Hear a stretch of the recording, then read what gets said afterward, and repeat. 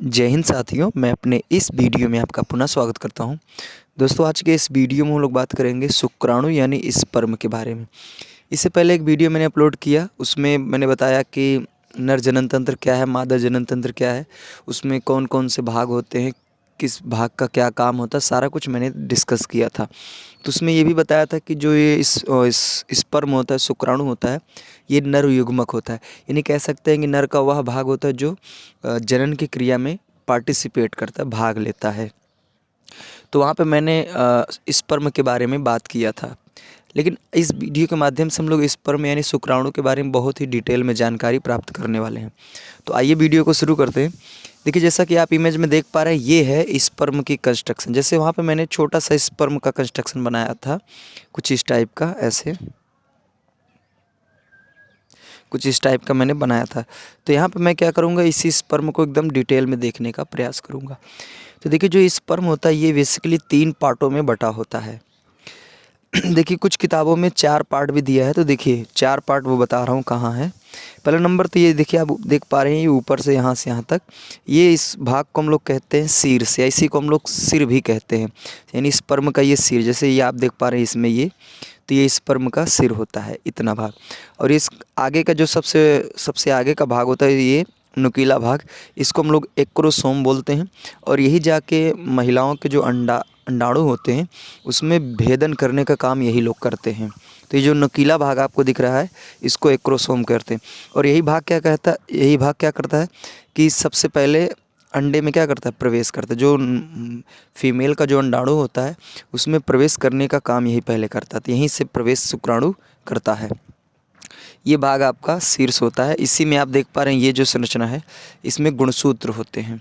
उसके बाद देखिए, यहाँ से लेके पूरा यहाँ तक जो आप स्पेस देख पा रहे हैं, इसी स्पेस को हम लोग कहते हैं ग्रीवा। तो मैं इसी ग्रीवा को मध्य भाग में ले रहा हूँ। तो यहाँ से पूरा यहाँ तक की जो संरचना आपको दिख रही है, इसमें आपका ग्रीवा और मध्य भाग है। देखिए, जो ग्रीवा होता है ना, ग्रीवा ये सिर और मध्य भाग को जोड़ने का काम करता है। और मध्य भाग में जो होता है, इसमें बहुत से लोग, जैसे कोशिका द्रव्य होता है, माइटोकॉन्ड्रिया होता है।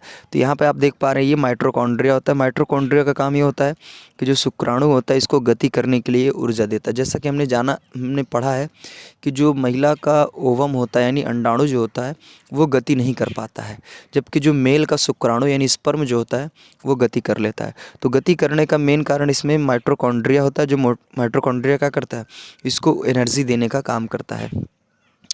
और नेक्स्ट और लास्ट जो इसमें पार्ट होता है, वो होता है पुच्छ होता है, यानी पूँछ होता है शुक्राणु की। तो ये पूँछ भी क्या करता है, इसको गति करने के लिए सहायक होता है। तो ये इसका कंस्ट्रक्शन रहा। इसमें बेसिकली 3 पार्ट्स होते हैं। सबसे टॉप पे शीर्ष यानी सिर होता है, इसमें सबसे ऊपर का भाग एक्रोसोम, और यहाँ पे गुणसूत्र होते हैं। फिर ये बीच का भाग होता है, ग्रीवा होता है। ग्रीवा क्या करता है, सिर और मध्य भाग को जोड़ के रखता है। और इसमें जो मध्य भाग में जो माइटोकॉन्ड्रिया होता है, इसमें एनर्जी होती है, और यही शुक्राणु को गति करने में सहायता करती है। तीसरा भाग होता है पुच्छ, जो सबसे पीछे होता है, और ये भी क्या करता है, शुक्राणु को गति करने में सहायता करता है। अब आइए हम लोग बात करेंगे शुक्राणु से संबंधित महत्वपूर्ण तथ्य।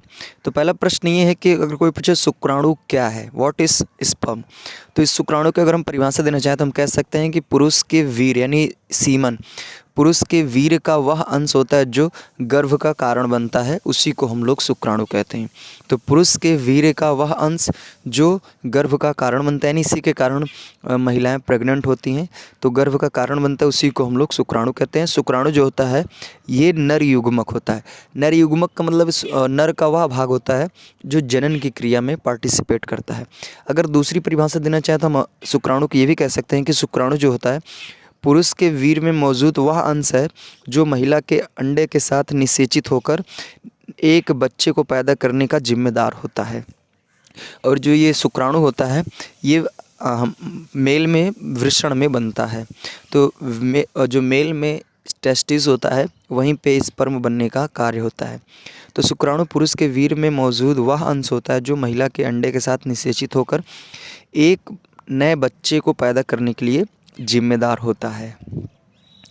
अब बात करते हैं, अगर पूछा जाए कि शुक्राणु जो होता है, शुक्राणु कब बनता है? तो इसकी शुरुआत जो होती है लगभग 11 से 13 वर्ष के बीच में हो जाती है, लेकिन 17 से 18 साल तक इनकी जो प्रक्रिया होती है थोड़ा सा तेज़ी हो जाती है। यानी शुरुआत तो इनका 11 से 13 वर्ष के बीच ही हो जाता है बनना, लेकिन 17 से 18 साल के बीच में इनकी जो प्रक्रिया है वो थोड़ा सा तेज़ी हो जाती है।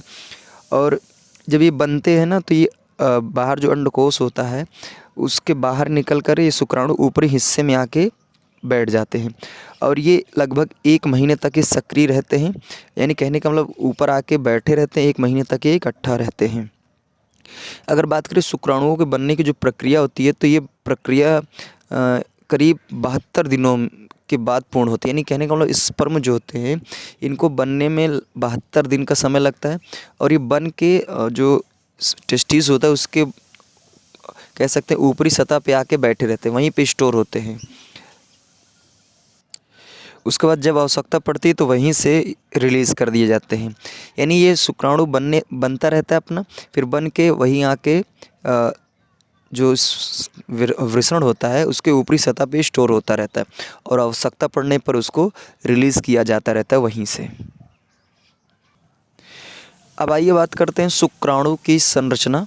तो देखिए भिन्न भिन्न जीवों में यानी अलग अलग जीवों में शुक्राणु का जो स्ट्रक्चर होता है वो अलग अलग होता है।